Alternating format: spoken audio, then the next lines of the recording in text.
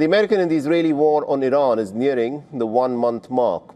Indirect negotiations apparently are underway, if you listen to the Americans, between Washington and Tehran.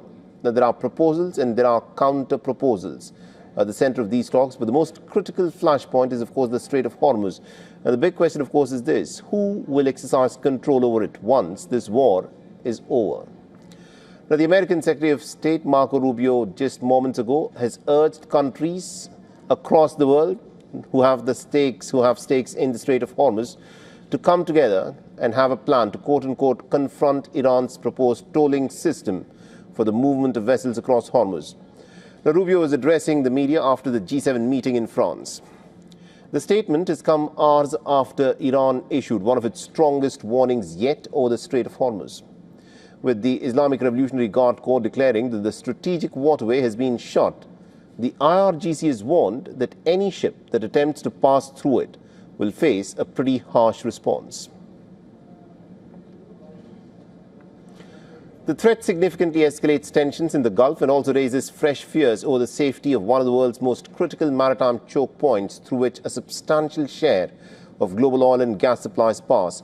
Adding to the warning, Iran has also said that it will widen restrictions to ships linked to countries backing the United States and Israel.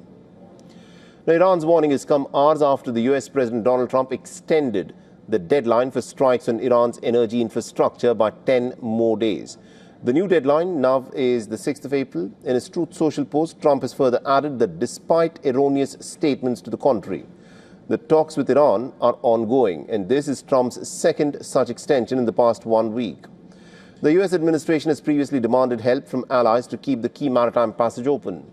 However, many countries, including the member states of EU, have expressed their willingness to supervise a safe passage through Hormuz after the war is over.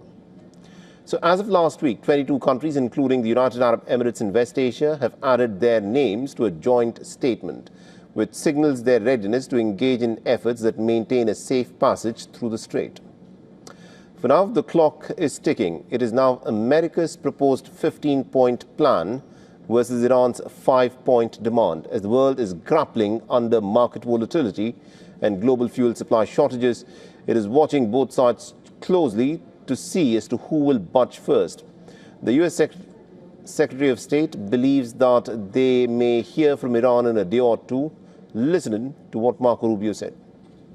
Secretary, going back to Iran, is it your understanding that they'll convey their response to the 15-point plan today? And are you looking for anything in particular? We haven't gotten it yet. Look, we've got messages. We've had an exchange of messages and indications from the Iranian system, whatever's left of it, about a willingness to talk about certain things.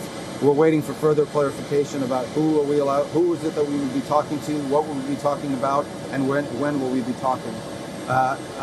I don't have any news for you on that yet. It could happen at any moment. It could happen today. It could happen tomorrow. We're not predicting it, and we're going to continue with our operations. For all the latest news, download the WION app and subscribe to our YouTube channel.